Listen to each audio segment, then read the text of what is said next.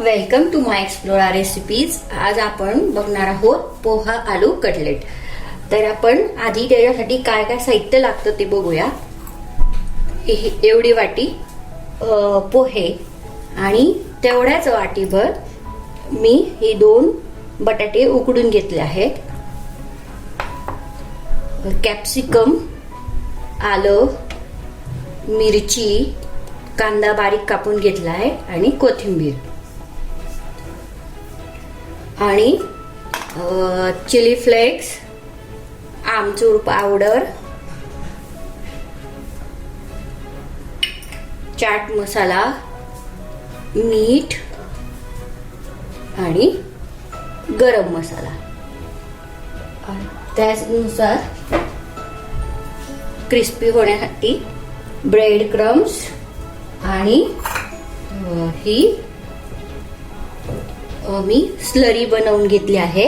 ती तुम्ही एकतर कॉर्नफ्लावर किंवा मैदा पण त्याच्यासाठी यूज करू शकतात, पण मी कॉर्नफ्लावर घेतला आहे.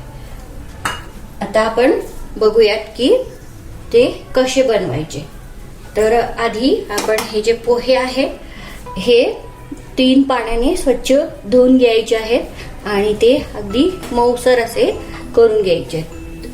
तर मी आधी पोहे हे असे धुवून ठेवले आहे आणि तुम्ही बघू शकता की ते एकदम मऊ असे झालेले आहेत. आणि आता आपण त्यांना व्यवस्थित अगदी कुस्करून घेणार आहोत.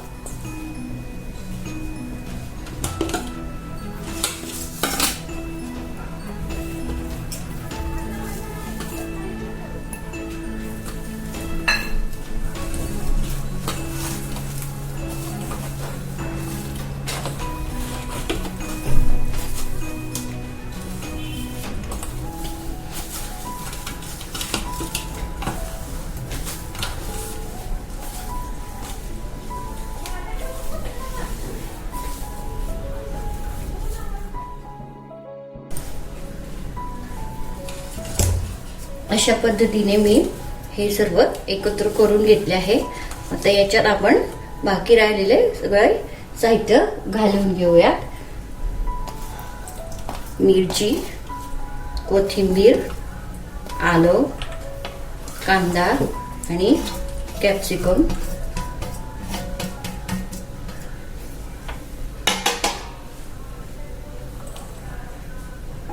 मीठ 1 टेबलस्पून घातलंय. तुम्ही तुमच्या चवीनुसार मीठ घालू शकता. गरम मसाला, आमचूर पावडर अर्धा चमचा आणि हा चाट मसाला आहे पाऊण चमचा आणि ही चिली फ्लेक्स. तुम्हाला हवे तर घाला, नाही घातले तरी चालतील, पण त्याच्याने छान अशी चव येणार आहे.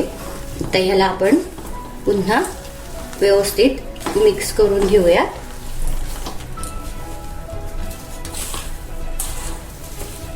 तर हे मिक्स होतंय तोवर आपण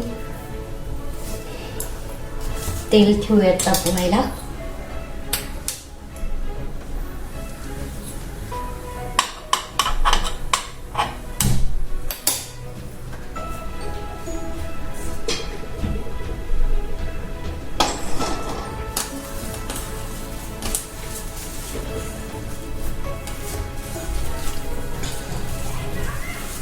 याची चव अतिशय अप्रतिम अशी लागते आणि एकदम क्रिस्पी असे हे कटलेट बनतात.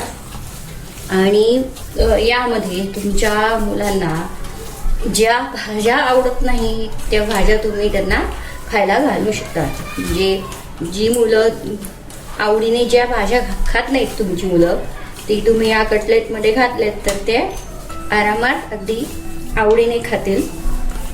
असं हे कटलेट आहे. त्यामुळं एक हेल्दी असं कटलेट तुम्ही बनवू शकताय. वाटल्यास तुम्ही यात गाजर घालू शकताय, नंतर पत्ता कोबी घालू शकता, फ्लावर घालू शकतात.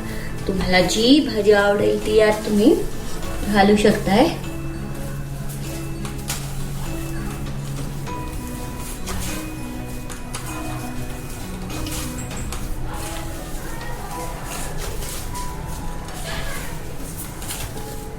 तर आता हे अशा पद्धतीने माझं सगळं सारण एकत्र व्यवस्थित मिक्स करून झालाय.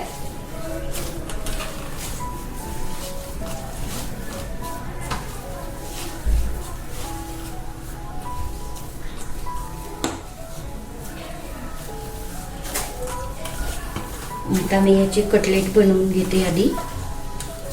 आणि या कटलेटला तुम्ही हवा तसा शेप देऊ शकता.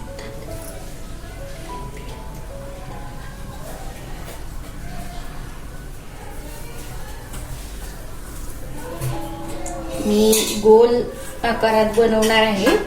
तुम्हाला हवा तर तुम्ही ट्रायंगल शेप पण बनवू शकता, स्क्वेअर पण बनवू शकता.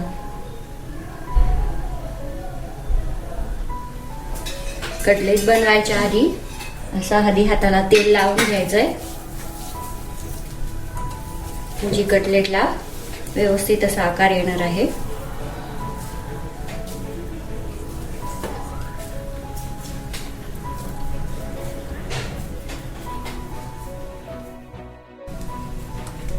अशा रीतीने आपण गोल गोल असे कटलेट बनवून घेतले आहे. आणि आता आपण याला जी कॉर्नफ्लॉवरची स्लरी केलेली होती, ह्या स्लरीची कन्सिस्टन्सी अशीच हवी आहे. खूप घट्ट नाही करायची, पातळच करायची आहे. आता याला आपण या स्लरीमध्ये असं बुडवून काढून घेणार आहोत. आणि मग त्याला ब्रेड क्रम्स लावून ब्रेड क्रम्स मध्ये असे घोळून घेणार आहोत.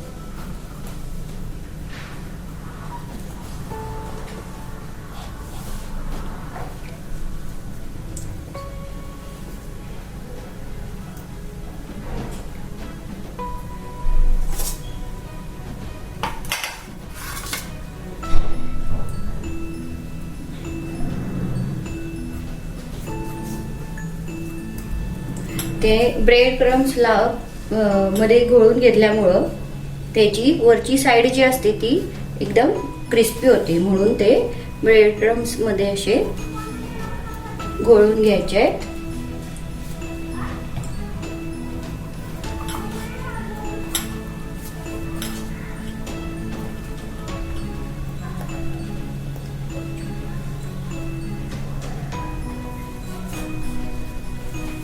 जर तुम्हाला वाटत असेल की जास्त ब्रेड क्रम्स हे तुमच्या तेलामध्ये येऊ नये तळताना, तर ते तुम्ही अगदी 10-15 मिनिटं फ्रीजमध्ये ठेवून द्यायचं आहे.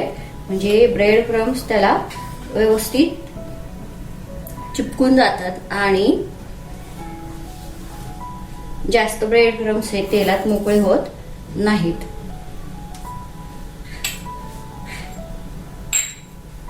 तर अशा रीतीने आपण ह्या सगळ्या स्लरीमध्ये बुडवून घेतले आहेत.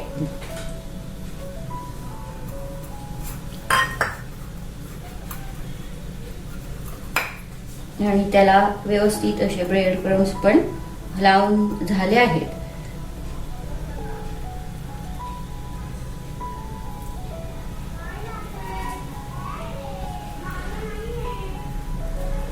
आणि आपलं तेल जे आहे ते आता व्यवस्थित असं तापलं आहे.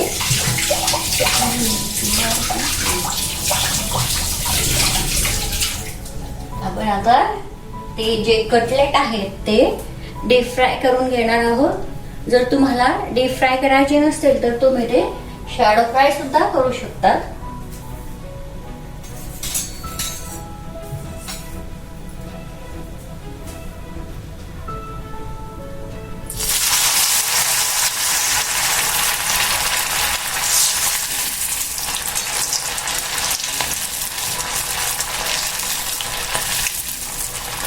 अशा रीतीने अतिशय चविष्ट असे कटलेट आपले तयार होत आहेत. आणि त्याचा रंग छान असा ब्राउनिश कलर येतो आणि ते खायला एकदम क्रिस्पी पण लागतात.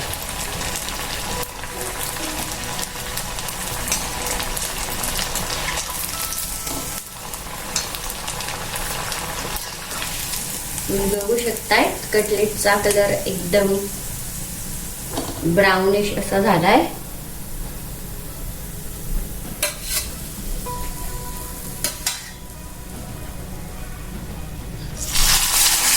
असेच आपण बाकीचे राहिलेले कटलेट सुद्धा तळून घेऊया.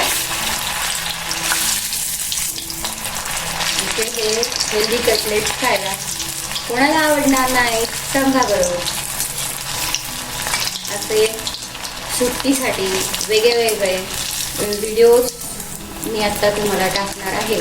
त्यामुळं आतापर्यंत जर माझ्या चॅनलला तुम्ही सबस्क्राईब केलं नसेल तर प्लीज सबस्क्राईब करा आणि माझे व्हिडिओज शेअर करा.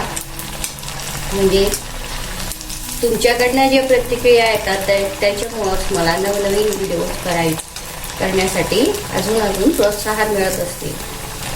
तर अशा रीतीने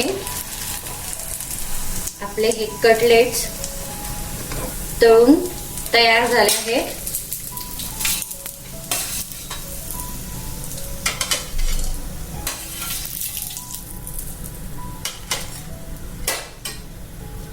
आणि हे अशा रीतीने तुम्ही सर्व करू शकताय.